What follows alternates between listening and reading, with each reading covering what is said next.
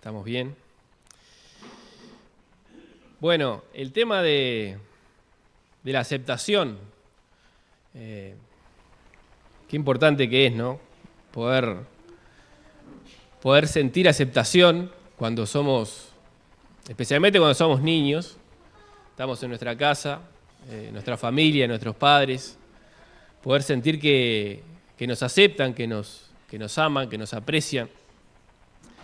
Y vamos a ver acá hoy en la palabra de Dios cómo Dios nos llama, nos manda a aceptarnos mutuamente. Les invito a abrir la Biblia en el libro de Romanos, capítulo 15, versículo 1 al 7, vamos a estar mirando esta mañana. Y como ustedes saben, venimos viendo el libro de Romanos. Estuvimos viendo el capítulo 14, donde comienza el capítulo 14 diciendo: aceptad al que es débil en la fe, pero no para juzgar sus opiniones. Y entonces en el capítulo 14 se habla de aquel asunto de lo que venía con ustedes saben, el judaísmo. El judaísmo traía todo lo que es la ley ceremonial, que establecía muchos preceptos en cuanto a las fiestas, en cuanto a guardar los días, en cuanto a comer carne, a guardarse cierta bebida, cierta comida. Y cuando vino el cristianismo, cuando vino Cristo y la nueva fe, bueno, vino lo perfecto, vino lo mejor. Y entonces, pero había algunos que venían del judaísmo que sentían que tenían que seguir guardando todo eso de los días, las leyes ceremoniales.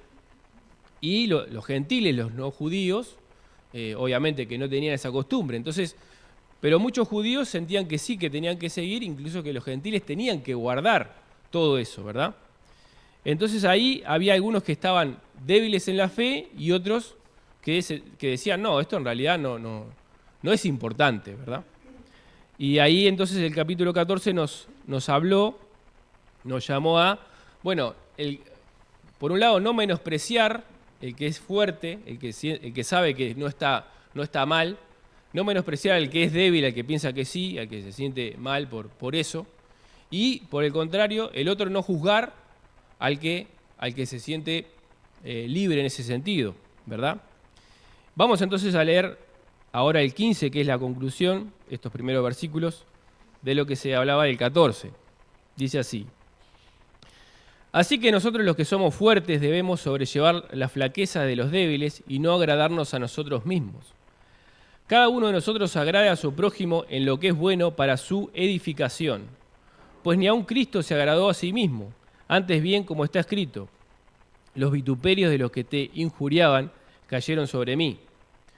Porque todo lo que fue escrito en tiempos pasados fue para nuestra enseñanza se escribió, a fin de que por medio de la paciencia y del consuelo de las Escrituras tengamos esperanza. Y que el Dios de la paciencia y del consuelo os conceda tener el mismo sentir los unos para con los otros conforme a Cristo Jesús, para que unánimes a una voz glorifiquéis al Dios y Padre de nuestro Señor Jesucristo. Por tanto, aceptaos los unos a los otros como también Cristo nos aceptó para gloria de Dios. Oramos. Padre, ponemos delante de ti esta porción de tu palabra, rogamos que el Espíritu Santo esté aplicando a nuestros corazones todos estos conceptos y tu enseñanza para que sea de nuestra bendición, Señor. Que seas tú enaltecido en esta mañana. En el nombre de Jesús. Amén. Bueno, muy bien. Así como pensábamos, vamos a ver el versículo 1, que dice: los que somos fuertes debemos soportar las flaquezas o debilidades de los débiles y no agradarnos a nosotros mismos. Entonces el primer concepto que se ve acá es que uno es fuerte, y hablando de fuerte y débil, se está hablando de, en cuanto a este tipo de cosas, que no son las fundamentales, no es algo fundamental, no está hablando de que está en juego que uno acepte que, bueno, la salvación es por gracia mediante la fe, la salvación es por Cristo y no por obras. O sea, no se está hablando de que uno piensa, no, yo soy salvo por obras y otro soy salvo por la fe. O sea, no se está hablando de ese tipo de cosas que son fundamentales en las cuales tenemos que estar sí o sí de acuerdo, ¿verdad? Se está hablando de este otro tipo de cosas que son más de opinión, más de que, bueno, no está claramente en la Biblia lo que uno debe de pensar y decir, como lo que estábamos diciendo, esto de comer carne, no comer carne, este ejemplo que se da en el capítulo 14. Y bueno, y entonces acá se habla de que el que es fuerte, o sea, el que está seguro en el corazón, bueno, esto, hay libertad con esto, no hay por qué tener tanto problema. Está bien que vos lo sientas así, en ese tipo de cosas, pero saber de que vos sos fuerte, no para vos mismo, sino que si sos fuerte en tal sentido es para llevar la carga del débil. Hay que hacer una diferencia también acá, ¿no? El débil es el que realmente, sinceramente, se siente mal, ¿no? Que sabe que por alguna determinada práctica o cosa, se siente que eso le afecta en su conciencia. Entonces, ese es el débil. El débil es diferente de ser débil a ser vivo. Alguien que quiere que, bueno, se haga todo lo que él quiere, como lo quiere, porque se le cantó, y eso es diferente, ¿verdad? Estamos hablando de alguien que se ve afectado por ciertas cosas que quizás no están de por sí mal según la Biblia. Entonces, primera cosa, uno es fuerte para llevar la carga del débil, ¿no? Y no son los fuertes, no son los débiles los que tienen que soportar a los fuertes. O sea, no se trata de que uno diga, bueno, por ejemplo, el ejemplo este de la carne, ¿no? Yo para mí está bien comer carne, allá vos, yo me siento bien. Eso no sería la actitud correcta, no sería la actitud adecuada que nos pide acá. Nos pide el tener consideración de alguien que realmente se siente mal. ¿Y la otra opción cuál es? La otra opción sería, que dice acá, agradarse a uno mismo. Agradarse a uno mismo. Y uno puede ver en el mundo que está todo eso, ¿verdad? El tema de pensar en vos mismo, ¿no? Total, vos, bueno, vos trabajás, vos estudiás, vos tenés esto, vos tenés lo otro.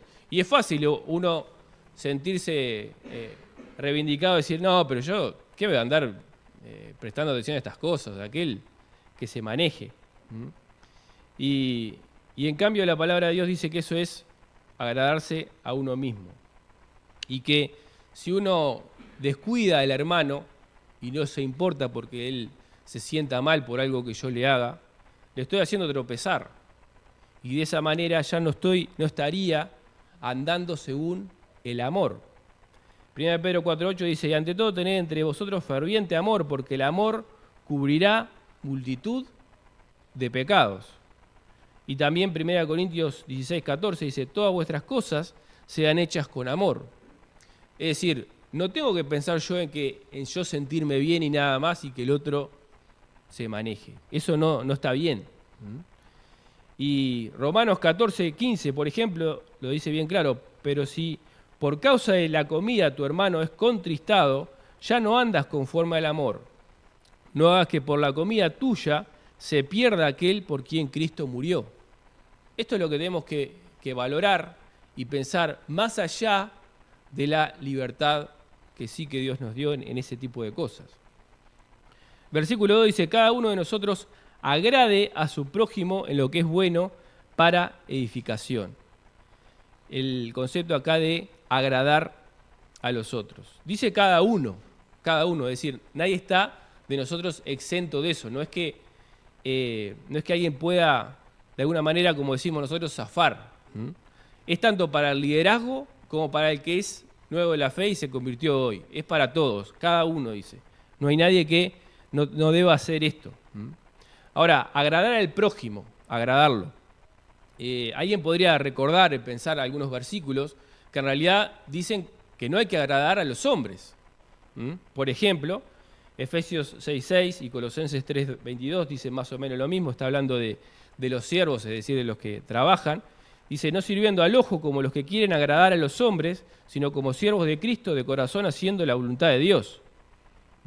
Y también hay otro, por ejemplo, 1 Tesalonicenses 2:4, dice que hablamos no como para agradar a los hombres, sino a Dios que prueba nuestros corazones.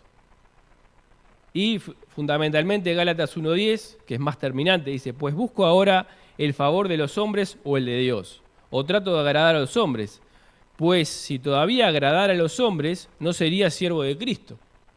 Así más contundente. Es agradar a los hombres o ser siervo de Cristo. No puedes ser siervo de Cristo si agradas a los hombres. Entonces, ¿cómo es? ¿Cómo es esto? Bueno, acá no, nos dice cómo es, porque dice, agrade en lo que es bueno y para edificación. Es decir, no es para cumplir ciertos caprichos egoístas del otro, para condescender con él, para que él se sienta bien y nada más, y menos todavía, adulándolo para que él haga lo que nosotros queremos. Tampoco es así. Es para lo bueno. ¿Y qué es lo bueno? Lo bueno es ayudarlo a que conozca más a Dios, ayudarlo a que juntos le demos gloria a nuestro Señor y ayudar a cumplir la voluntad de Dios sobre la tierra. Por ejemplo, 1 Corintios 9:22, el apóstol Pablo se pone acá de ejemplo en cuanto a esto, dice, me he hecho débil a los débiles para ganar a los débiles. A todos me he hecho de todo para que de todos modos salve a algunos. Es decir, el apóstol Pablo no quería poner ningún obstáculo para el Evangelio de Cristo de cosas que no fueran realmente fundamentales. Es decir, él era un judío natural de Tarso allí, que sabía griego, entonces podía estar con bastante llegada al mundo griego, al mundo judío, todo allí. Entonces, él podía empatizar y tratar de que no hubiera barreras entre él, que venía a traerles el Evangelio, y los demás. Por eso dice que a todos me he hecho todo. No significa que el apóstol Pablo lo encontráramos por allí emborrachándose en una cantina, por ejemplo. No está hablando de eso, ¿verdad? Pero está hablando de que él podía llegar y hablarle a los judíos como un judío, y saber lo que ellos guardaban y las fiestas y toda la ceremonia. Y también podía llegar y hablarles allí a los griegos, como allí en el Partenón, que él fue y habló, y se acuerdan al Dios no conocido que tenía, y usando eso que ellos tenían, ese altar al Dios no conocido, bueno, a este es el que yo les vengo a anunciar. A todos se hacía todo para que de todas maneras salvar a alguno, y así tenemos que hacer también nosotros. Y otra aclaración que se da muy importante es que dice que el objetivo es para edificación, Y cada uno de nosotros, todos nosotros, cada uno, somos protagonistas en esta historia de la edificación del cuerpo de Cristo. Porque Efesios 4:16 dice, de quien todo el cuerpo bien concertado y unido entre sí por todas las coyunturas que se ayudan mutuamente, según la actividad propia de cada miembro, recibe su crecimiento para ir edificándose en amor. Esto ni más ni menos que la iglesia, el cuerpo de Cristo, cada uno de nosotros, tú mismo, hermano, sos parte de esto, sos una coyuntura, que no tiene que estar por ahí, independiente de los demás, diciendo yo hago la mía y a mí no me importa que se manejen los demás. No es así. Tenemos que estar todos juntos, concertados y unidos, y ayudándonos mutuamente, es decir, unidos no para llevarnos como perro y gato, así, ¿no? Como Tom y Jerry, sino que, ayudándonos mutuamente. Y dice, según la actividad propia de cada miembro, este es el diseño ni más ni menos que de Dios. No es que una persona, un grupo sirven y los demás son espectadores, sino que cada uno en esto tiene su parte, su cuota parte de responsabilidad y de la oportunidad de servir de esta manera. Versículo 3 nos dice, porque ni aun Cristo se agradó a sí mismo, antes bien como está escrito, los vituperios de los que te vituperaban cayeron sobre mí. Nos da el ejemplo de Cristo. Ante esta renuncia de derechos, porque ahora el tema es los derechos, ¿verdad? Se escucha por ahí, uno prende el informativo, la agenda de derechos, y por los derechos se muere, por los derechos se pelea, por los derechos se muerde, se protesta. es imposible que se plantee renuncia a tu derecho. Si vos te sentís que es tu derecho, ya está, eso es algo para aferrarse a él y nada, ¿no? Entonces alguien podría decir, bueno, pero yo tengo el derecho de, aunque mi hermano está ahí y es débil de conciencia, comer carne delante de él, porque bueno, es mi libertad y yo tengo mi derecho. Alguien podría pensar así, ¿no? Por más que él se sienta mal, bueno, que se siente mal y se maneje. Ahora, Dios no te quita el derecho, pero hace un llamado aquí a que tú voluntariamente rindas y cedas tu derecho. ¿Qué opción tienes? Bueno, puedes decir que sí al llamado o puedes decir que no al llamado. Y como decimos, Dios va a respetar tu decisión, pero tenés que saber de que no vas a estar bien delante de Dios. Si vos decís, no, si vos actúas así, no me importa el amor, yo tengo mi derecho y hago valer mi derecho por sobre el amor. Porque dice que ni aun Cristo se agradó a sí mismo. Es decir, nos pone delante, de frente, el más grande de los ejemplos que podemos pensar, que es el de Cristo. ¿Por qué dice ni aún? Ni aún. Porque si había alguien sobre la tierra que tenía derecho, y de verdad lo tenía, ese era Cristo. Porque no era un solo hombre que pisó sobre la tierra, era el Hijo de Dios, era Dios mismo, sin pecado. No tenía pecado él, no era un pecador. Jesucristo no era un pecador. Jesucristo era el Verbo encarnado. Es decir, que tenía todo, el amor del Padre, la aceptación completa del Padre, la comunión perfecta con Dios el Padre. Él tenía todos los derechos, no tenía por qué morir, porque la paga del pecado es muerte y él no tenía pecado, no tenía por qué morir, como nosotros que somos pecadores. Es decir, nosotros sentimos que tenemos derecho y muchas veces delante de Dios, siendo pecadores, ¿cuál es el derecho que tenemos? La paga del pecado es muerte. Entonces, si un pecador dice, ¿qué derecho tengo yo? El derecho que vos tenés como pecador, ¿cuál es? De morir, ¿no? El lago de fuego que arde con fuego y azufre, que es la muerte segunda. Eso es el derecho que bíblicamente, en cuanto a la justicia de Dios así, teníamos. ¿Nos damos cuenta de eso? Pero Cristo tenía todo el derecho de verdad. Pero ni aún Él dice que se agradó a sí mismo. Ni aún Él. Y es tremendo que que Jesús mismo diga, Marcos 10:45, porque el Hijo del Hombre no vino para ser servido, sino para servir y para dar su vida en rescate por muchos.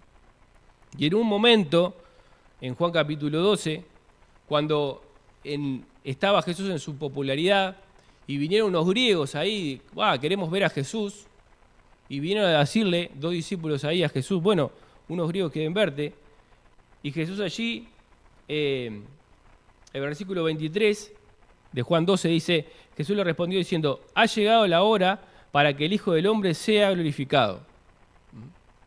Pero esto no era lo que quizás ellos podrían pensar, de decir, bueno, ahora tenés la aceptación de los judíos, tenés la aceptación de los griegos, vamos a proclamarte rey. No pasaba por ahí. La voluntad de Dios para él era sufrir, era morir, era la cruz.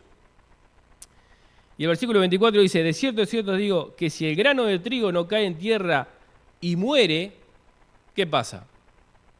Se queda solo. Pero si muere lleva mucho fruto.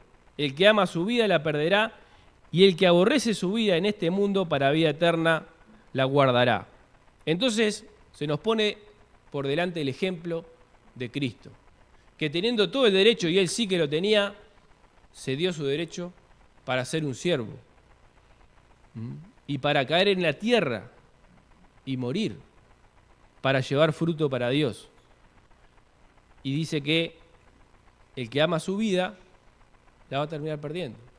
Podés quedarte con tu derecho, aferrarte a él, pero vas a terminar perdiendo la vida, perdiendo la oportunidad que Dios te da como hijo de Dios de servirlo a él, de que tu vida le dé gloria a él. Y el que dice, aborrece su vida en este mundo, es decir, el que prefiere la gloria de Dios y la vida eterna, la vida futura, por sobre, aborreciendo, es decir, no prefiriendo lo de ahora, bueno, él sí va a ser rico para con Dios y él sí va a llevar fruto para vida eterna. Y eso es para ti, para mí, hermano mío. Después dice, los insultos, vieron que dice los vituperios con que te vituperaban cayeron sobre mí. Vituperios son insultos, ¿verdad? Y es una cita del Salmo 69. Salmo 69 es un salmo de David. Le voy a leer algunos versículos de allí, los anteriores, desde el 6 al 9. Dice, no sean avergonzados por causa mía los que en ti confían, oh Señor Jehová de los ejércitos. No sean confundidos por mí los que te buscan, oh Dios de Israel. Porque por amor de ti he sufrido afrenta, confusión ha cubierto mi rostro. Extraño he sido para mis hermanos y desconocido para los hijos de mi madre. Porque me consumió el celo de tu casa y los denuestos con que te vituperaban cayeron sobre mí. Denuestos, ¿alguien sabe lo que es? Nadie sabe lo que es. Bien, yo tampoco sabía, por eso lo busqué. Denuesto es injuria grave de palabra o por escrito. ¿Ah? Una injuria grave, o sea, un insulto grave, ¿verdad? Y esto está hablando de Jesús. Y dice que los que insultaban a Dios y aquellos que levantaban su puño al cielo y maldecían a Dios, bueno, ese pecado cayó sobre Cristo en la cruz. En esa cruz del Calvario fue cargado todo el pecado de la humanidad. Y Dios en su santidad, Él tiene celo por su nombre, y por eso, por el celo por su nombre, si no estuviera la cruz, bueno, seríamos del todo consumidos, ¿verdad? Como pasó el diluvio, ¿se acuerdan? Dios miró la humanidad, ¿y qué pasaba con la humanidad? ¿Cuál era el designio del corazón? ¿Qué es lo que sentían ellos en su corazón? De continuo, solamente el mal. Y entonces lo que Dios hizo, bueno, vamos a borrar esto de la faz de la tierra, ¿no? Y entonces mandó el diluvio. Pero Noé halló gracia ante los ojos de Dios y por eso estamos aquí. Pero cuando Dios ve su santidad, le lleva a esto. Pero la cruz hizo esta bendición para toda la humanidad, de que hubiera oportunidad para el arrepentimiento, de que hubiera un camino de salvación, de que hubiera la posibilidad de que el pecador se reconcilie con Dios, de que se arrepienta y que reciba el perdón de pecados y la vida eterna.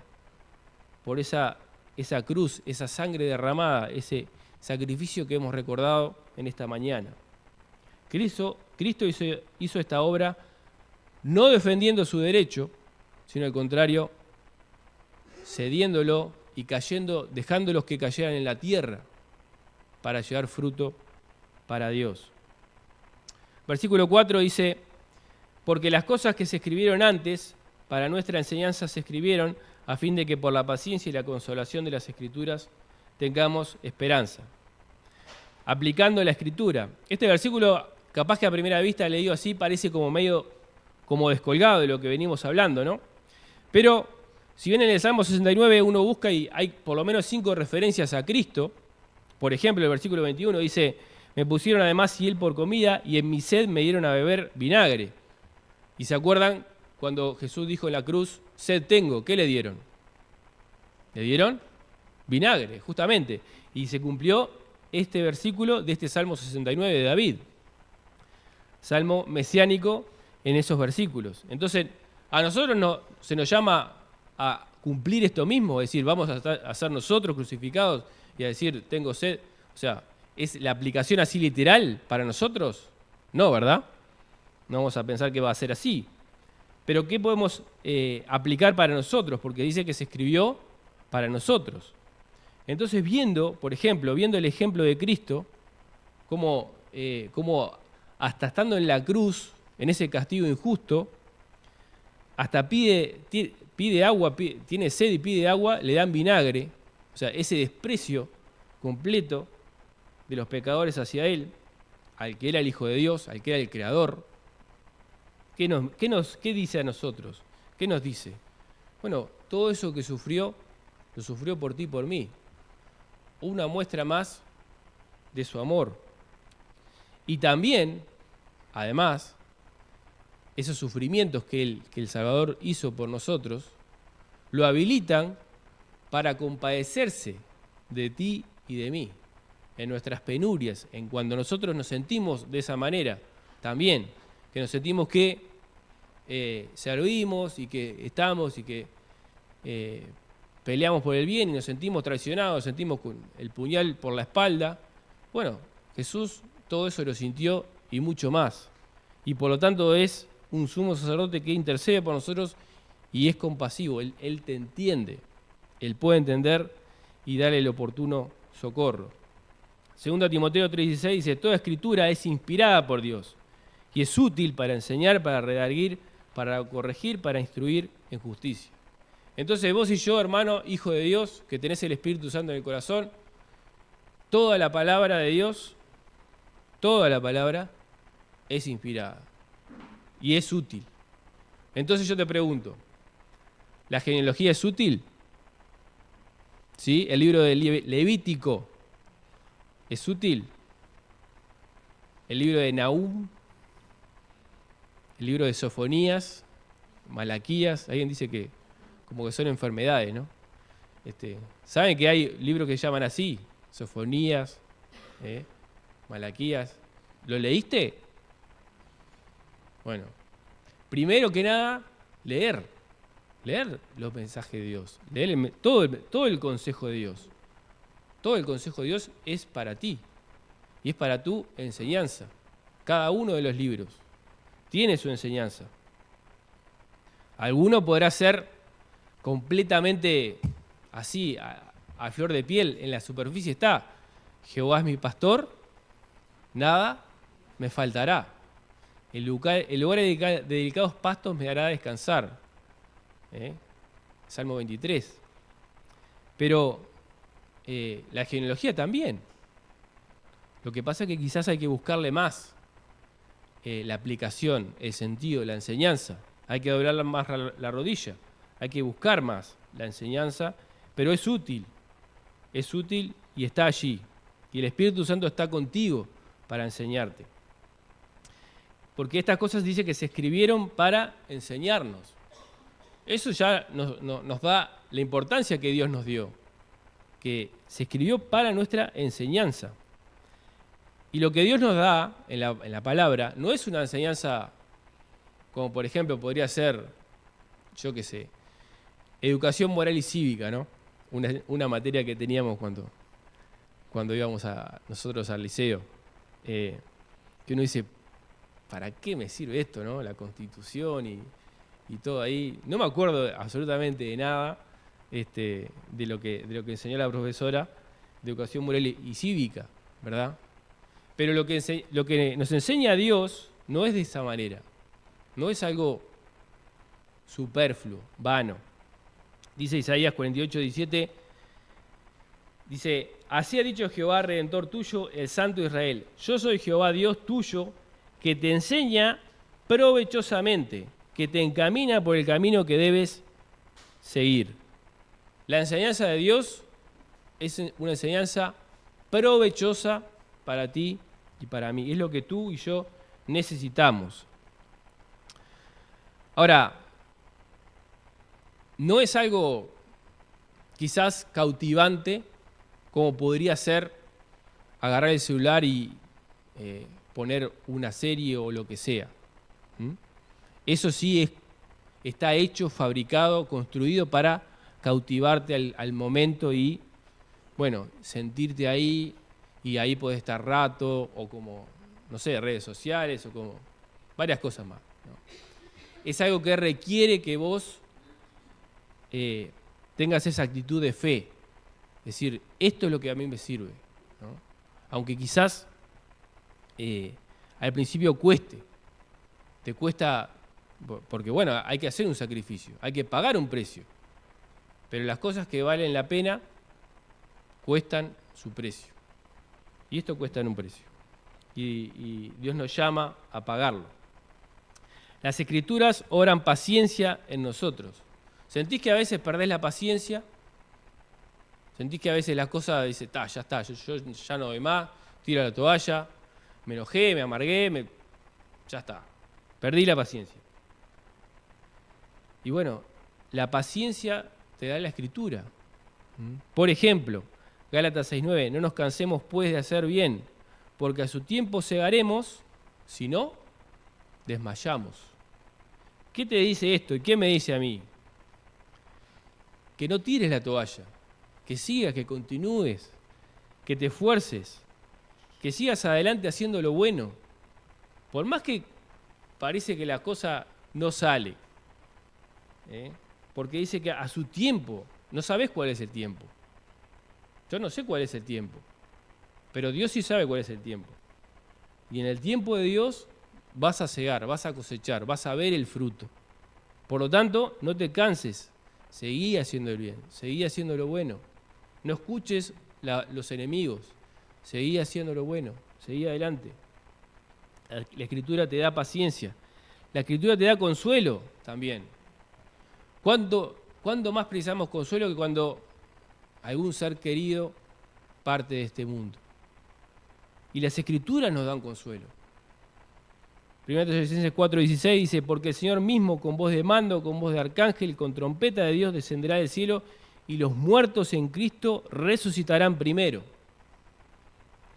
Luego nosotros los que vivimos, los que hayamos quedado, seremos arrebatados juntamente con ellos en las nubes para recibir al Señor en el aire y así estaremos siempre con el Señor. Y luego que dice, por tanto, alentaos los unos a los otros con estas palabras. La Escritura te da consuelo hasta enfrente a la muerte del ser querido que partió en Cristo y los muertos en Cristo resucitarán primero. Y de esto nos tenemos que aferrar, hermano, y tenemos que compartir y consolarnos. Pero si no tenemos la palabra, si no buscamos en ella, ella es el instrumento, la provisión de Dios, la Escritura. Y la Escritura nos da también paciencia, consuelo y esperanza. Esperanza. Qué preciosa la esperanza. Qué bendita la esperanza. Necesitamos la esperanza. Si uno está descorazonado, desesperanzado, ¿qué hace? Se deja, ya está. No puede más. Pero Dios nos da esperanza. Esa esperanza que te lleva, que te da fuerza para continuar, para seguir adelante. Colosenses 1:5, por ejemplo, dice, a causa de la esperanza que os está guardada en los cielos, de la cual ya habéis oído por la palabra verdadera del Evangelio. La palabra verdadera del Evangelio es la que te lleva a mirar para arriba de lo que es este mundo y a veces su miseria, para la gloria del cielo. ¿Qué esperás vos? ¿Y qué espero yo? La esperanza guardada en el cielo es una esperanza de gloria. Allí donde no habrá más llanto, clamor, ni dolor. Las primeras cosas que dice, pasaron. Todas son hechas nuevas. Y tenemos que aferrarnos de esta esperanza, como un ancla del alma. Y eso lo encontramos también en la palabra de Dios. Versículo 5 dice, pero el Dios de la paciencia y de la consolación os dé entre vosotros un mismo sentir según Cristo Jesús. Dios mismo es el que nos da paciencia y consuelo. Una provisión que tenemos es la Escritura, pero otra es que Dios mismo, a través del Espíritu Santo que vive en nuestro corazón, es el que nos da la paciencia y es el que nos da también el consuelo. Y con este ánimo levantado y con esta esperanza y con este sentir que nos invita a mirar arriba y no tan solo las cosas que tenemos por delante, es que podemos nosotros encarar esto que nos dice acá de tener un mismo sentir. Tener un mismo sentir. Es fijarnos más en lo que nos une que en lo que nos divide. Lo que nos une es más fuerte, hermano, porque vos y yo venimos de diferente lugar, somos diferentes personalidades, caracteres, características, caras, todo lo que quieras, diferentes gracias a Dios. No somos todos clones de alguien, somos diferentes.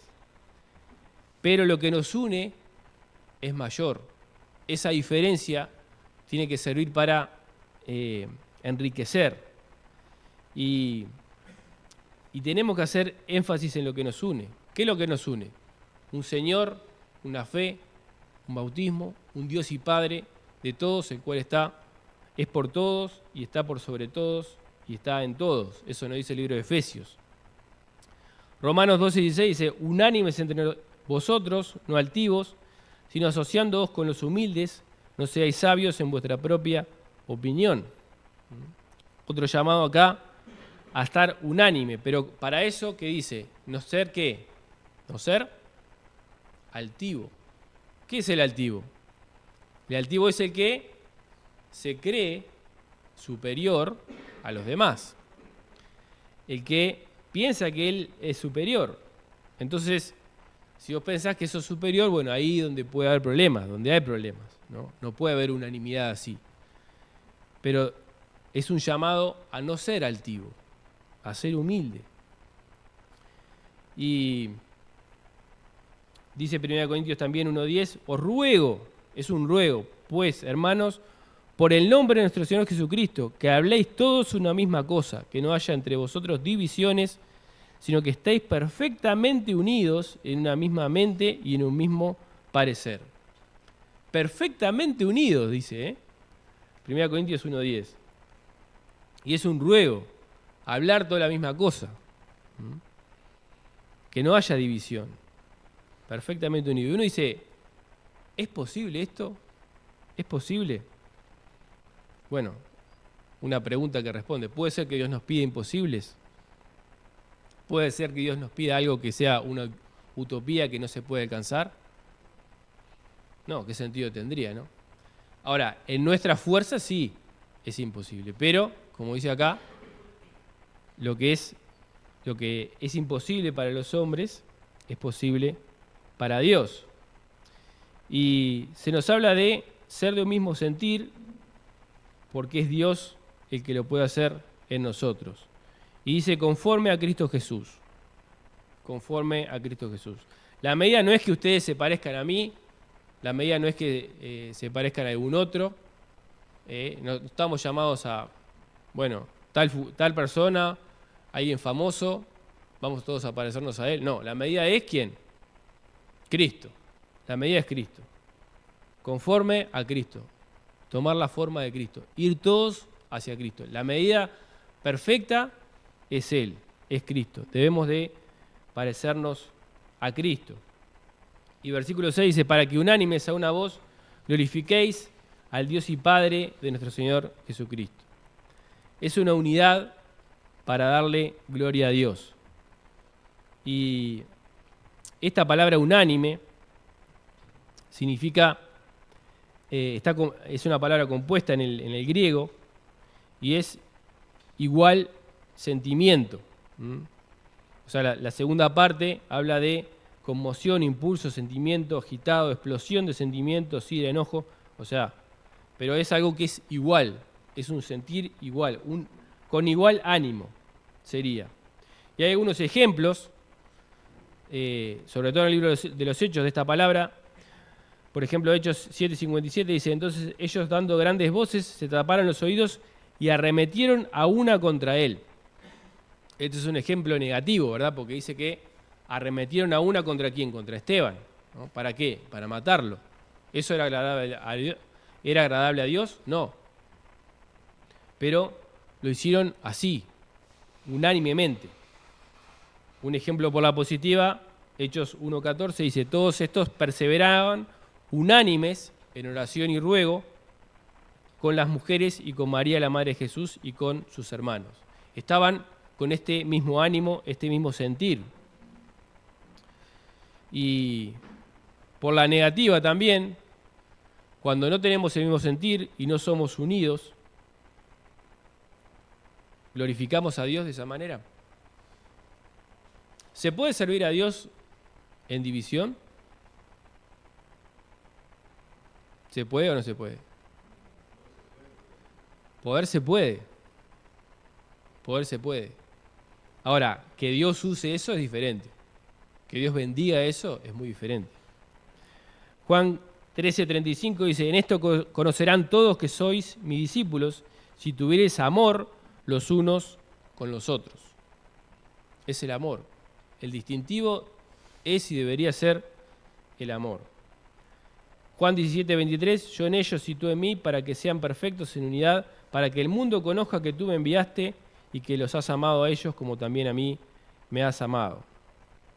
Y habla de a una voz, ¿verdad? Vieron que dice a una voz. Y parece que a Dios le gusta ese coro, que ese coro tenga el mismo... A veces está bueno el canon a 4 voces y cosas así que son bastante complicadas, pero a una voz. Está hablando de que haya armonía.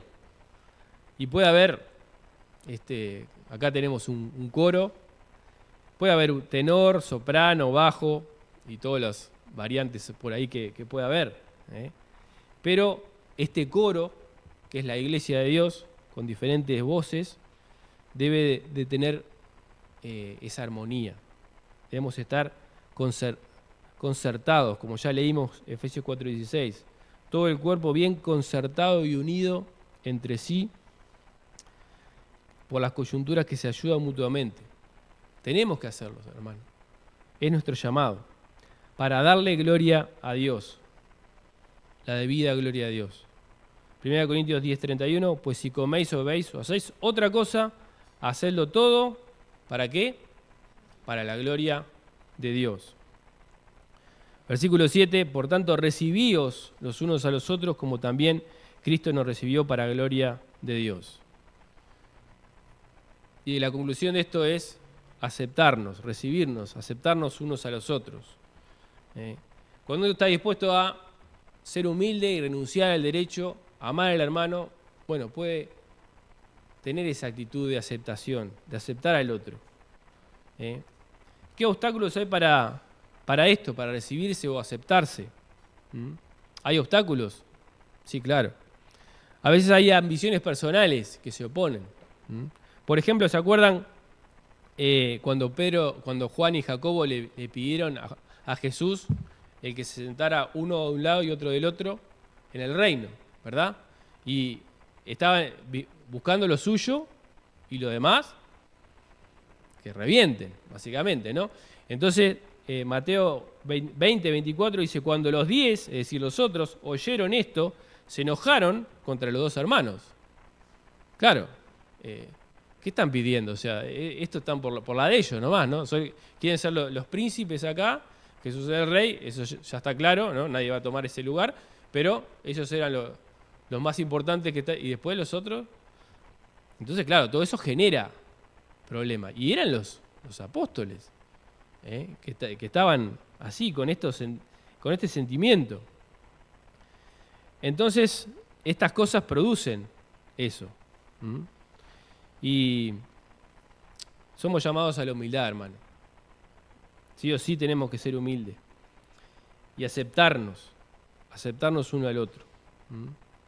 Porque es lo mejor y porque es Dios el que lo demanda.